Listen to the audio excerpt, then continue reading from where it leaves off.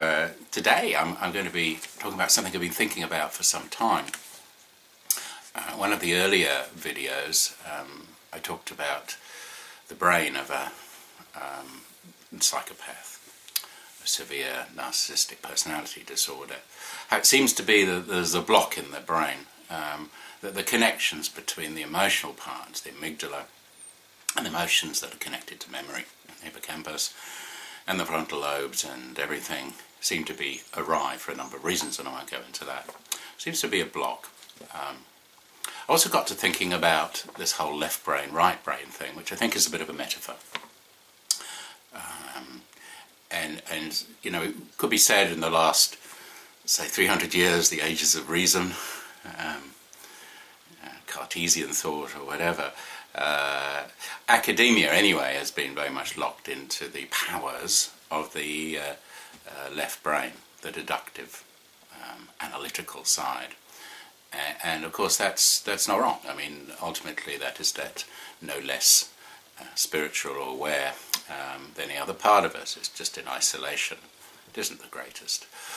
And I do know people who are very left-brained, in other words, very analytical, who are also very modest.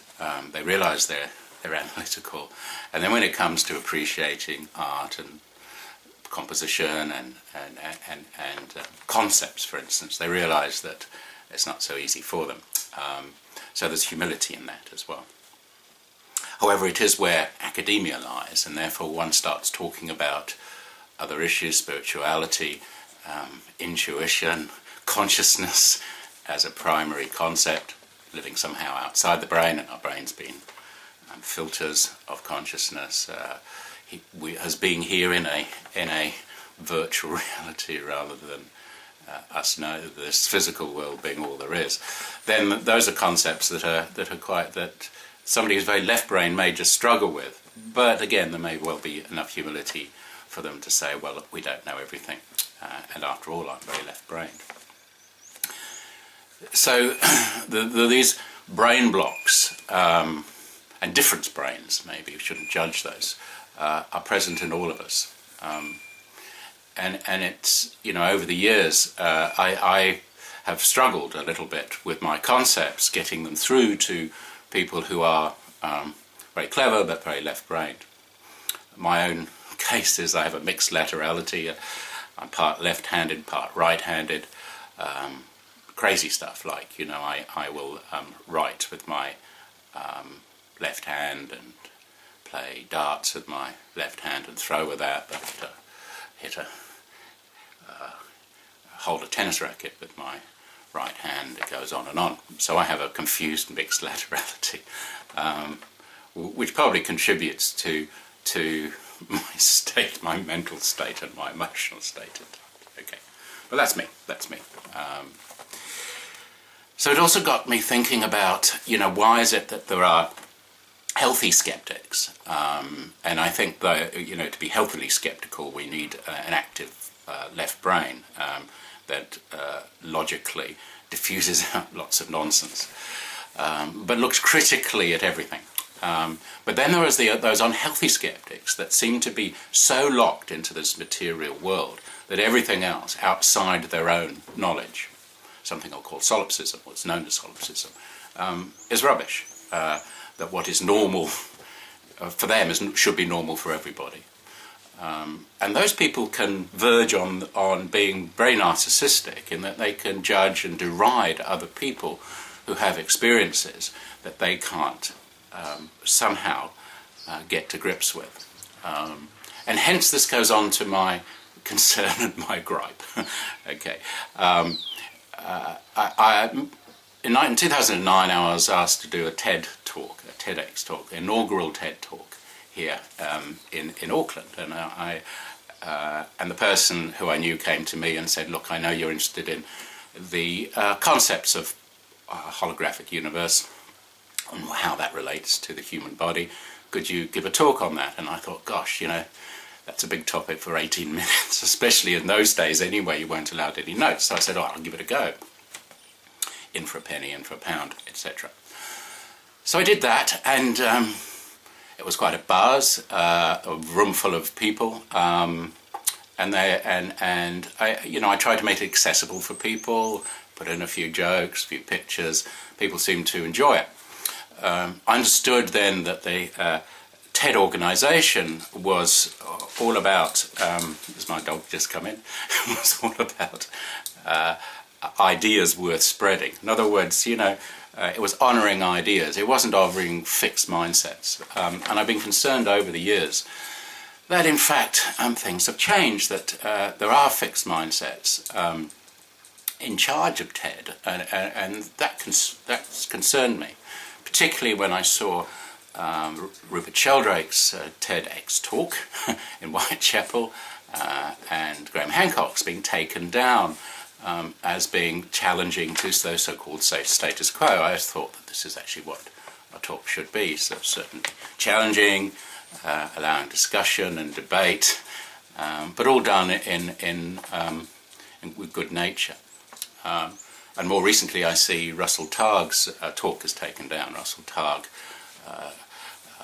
is a physicist who's involved in remote viewing, and I'm just rescuing all my equipment from my dog here,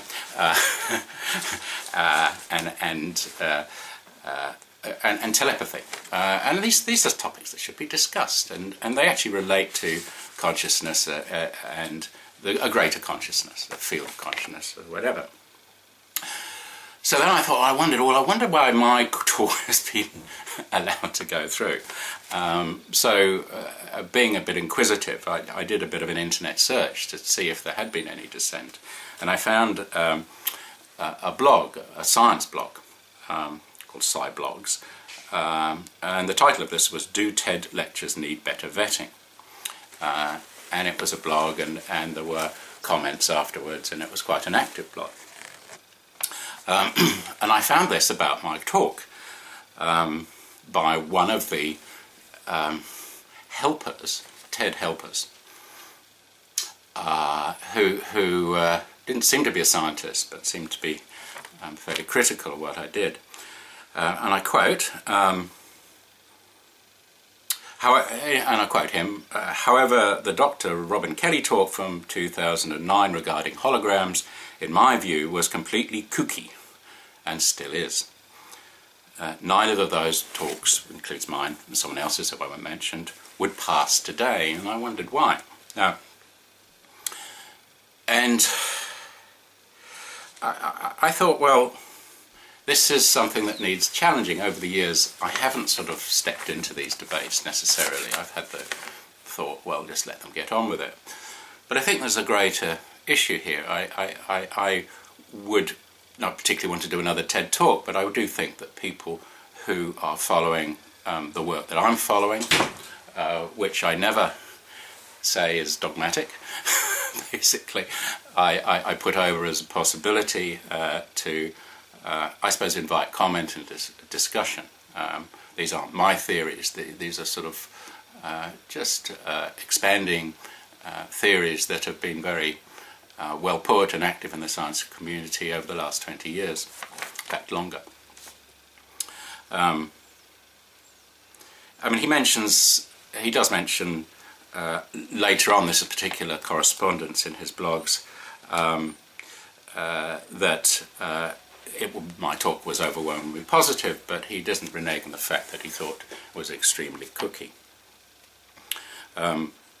So I contacted him. In fact, I entered some comments on the blog, got nowhere, nobody replied. They were written in 2012. So I thought, well, maybe that blog isn't particularly active, that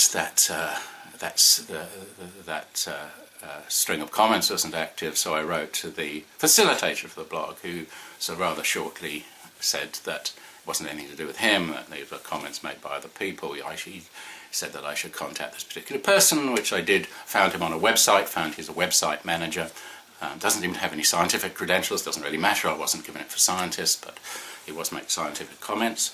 So I contacted him, wrote 2 comments on his web page, heard nothing. Eventually, a third email to him did seem to get some response.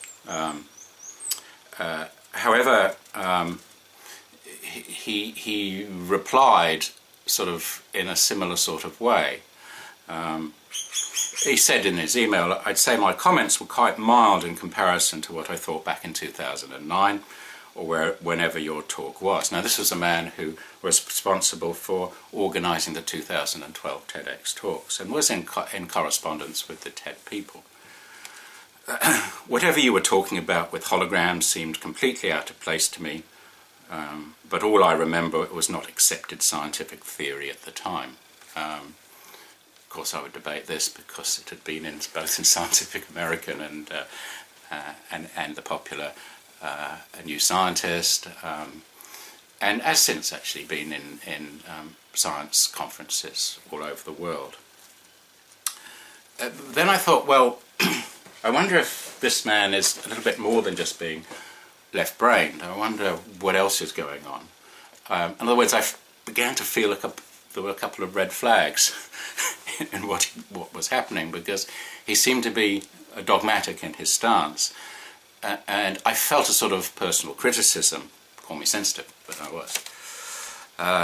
And I thought, well, if that was the case, in a reply, he'll probably try to gaslight me or put over some sense of personal superiority and entitlement. So he went on, my suggestion is for you to let it go. Now, so many times I know from people, this is what people say about people who have had narcissistic abuse. Just let it go, let it go. Don't challenge it. I'm challenging that very dogma. I don't think TEDx events should be promoting talks about fringe science. Okay, so here's a person who's decided in his own mind what is right and what is on the fringes.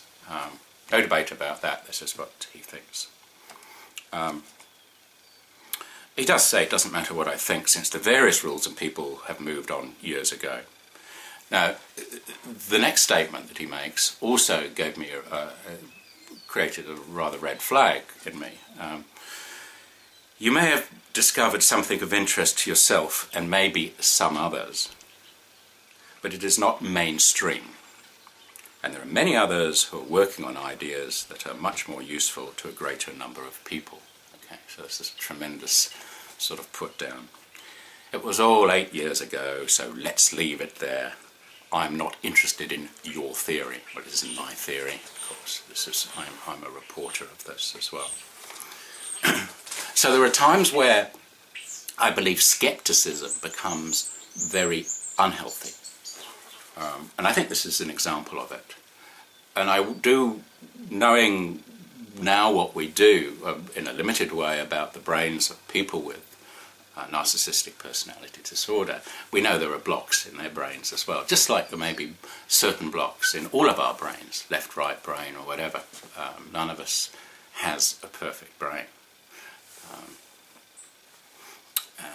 None of us is perfect in general.